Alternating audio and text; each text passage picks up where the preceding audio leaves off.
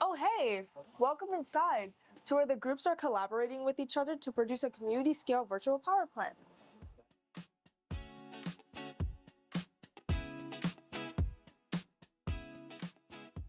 My name's Imtiaz and I'm with the sensor case team.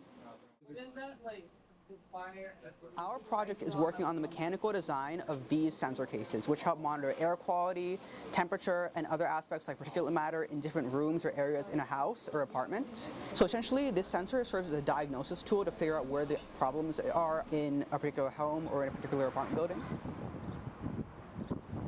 The issue of the grid being overloaded. A lot of the buildings here are pretty old. They don't really fit with modern building standards. And we help to deal with this issue by assisting in making sure electricity use is more efficient. This, like I said earlier, is a tool that helps us target things like where we have poor ventilation, where we have poor thermal insulation. So we've managed to acquire a new 3D printer this session. We're going to be using these printers to help manufacture these on scale because we're going to be making 40 to 100 of these. If we scatter these all around apartments in the Loisaida area, in homes in the Loisaida area, and offices, we can figure out where in particular we need to add these types of interventions, where we need to add more ventilation, or where we need to add more insulation. We're trying to move up to higher voltage. And by doing that, we increase the efficiency of these buildings, and we actually managed to lower electricity bills.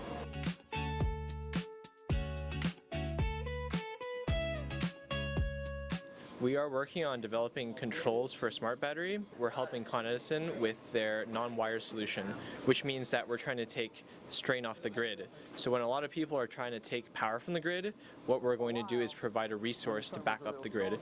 So this is what the batteries do. Ecolibrium's vision of the community is one that is progressive, moving forward to things that are more sustainable. We're trying to create a long-lasting solution, one that isn't based on depletable resources. Through this, we hope that many people will be able to have sustainable green energy, and the grid will last much longer. Work that I'm currently working on is trying to model an energy recovery ventilator. This analyze how the flow rate will behave around the rooms that are here by trying to predict the amount of CO2 level in each of the rooms. And this is very important, especially for elderly people that are living around the Loisaida community.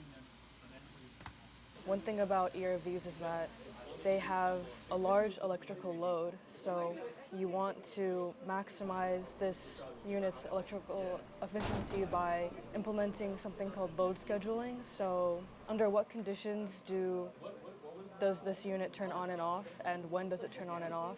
And you can then determine, is this unit actually worth buying, and will this improve energy efficiency?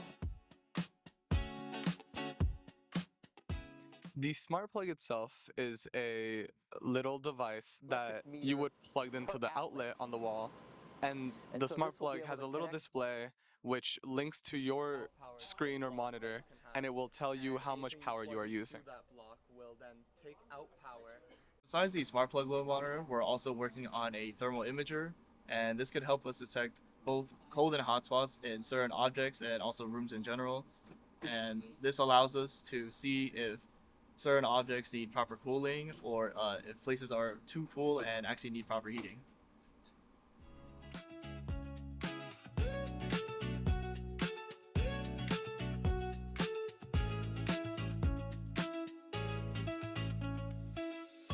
My project is essentially using the skills that I've learned as a rising architect to essentially model the case studies that we're going to be doing here at Loisaida. My work in building science contributes to Ecolibrium because For example, I'm working on a new case study that we've included. It's called Bracetti Plaza, and I'm going to be measuring the energy output of this building by modeling all of the windows and paying specific attention to where the air conditioners are and the kind of updates that need to happen in this building, all a part of building science, because then that will be used as calculations to understand the energy output of this building.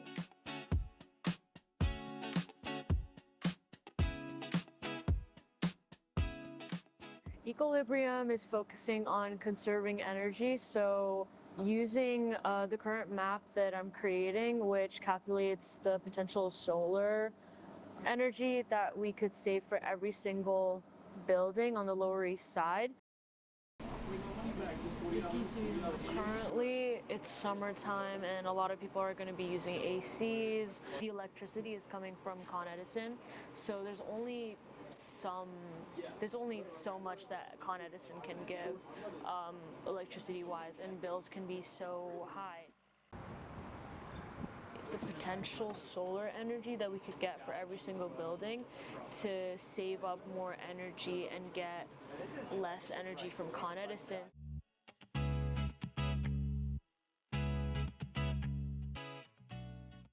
Currently, our environmental team is working on improving the situation of stormwater pooling and combined sewer overflows. We've been working on things like green walls and rain benches, where stormwater can be stored within these systems and it can slowly infiltrate into the sewer system instead of going there directly. And also developing what's called rain gardens, where water enters there instead of straight into the sewer system, so that it can filter and slowly enter and avoid overwhelming the system. I think our project contributes to Ecolibrium's vision of a community-scale virtual power plant, because although it does not directly involve energy, it does help mitigate some of the things that energy is used for in the Lower East Side. For example, the green roof on the promenade, it helps insulate the building so that less of that energy has to be used in heating and cooling. Thanks for watching. As you guys saw, the teams here utilize their skills in coding, engineering, and architecture to tackle the economic and environmental issues in this neighborhood. But the work being done here is just a microcosm for what's possible for different cities across the country. Think globally, act locally.